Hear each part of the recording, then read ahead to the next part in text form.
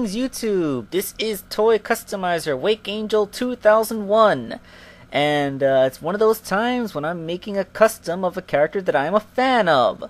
Zeta R-02, made by an artist of the same name. Forgive the crappy drawing, I kinda forgot to do it before and do it in about 10 minutes last night. That includes the coloring.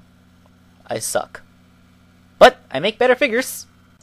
Now, Zeta is an echidna, but she's also a girl. And after I made Shade the Echidna a while back, I got a lot of people who criticized the fact that Knuckles' face doesn't look feminine enough. So, I experimented with a new technique that involved cutting the face clean off. Knuckles' sharp eyes, sloping forehead, and pointy muzzle just didn't quite look girly enough.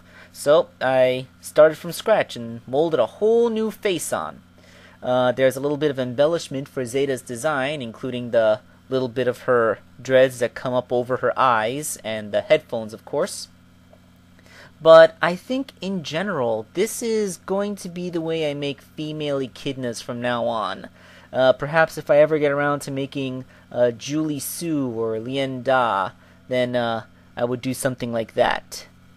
Someday I'm going to make a female character that doesn't require massive augmentation of Wave's body. Or maybe Jazzwares will finally get around to releasing that Rouge figure and I won't have to worry about this kind of sculpting anymore. Anyway, yeah, she has a little belt, made her belt buckle, little 2 pill things on the side of the belt. And the tail is classic Amy Rose's tail. Classic Amy's. Yeah. The shoes were a simple repaint job, except that little clip on the top, you know, the yellow rectangle thing.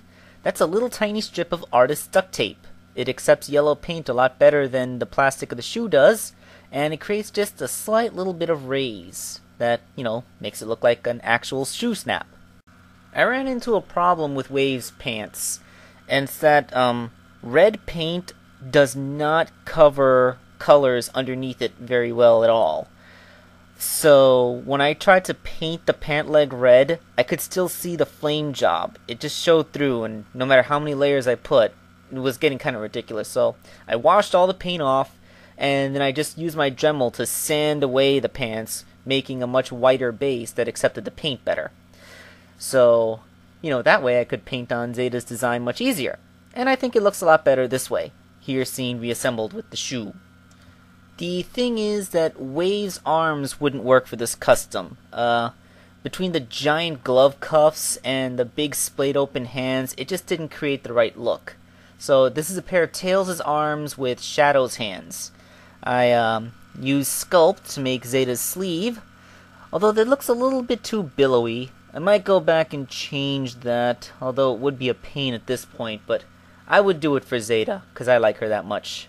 But, you know, let's see how she likes it first. Because here's how she looks completed. She looks a little bit cartoony and silly, because when you remember, the action figures had to be done in pretty much the official proportions of the Sonic the Hedgehog universe, whereas the artist style tends to be a little bit taller and slender. But I think she looks really nice. Too bad that under my camera, a lot of the color contrasts don't show up quite as well.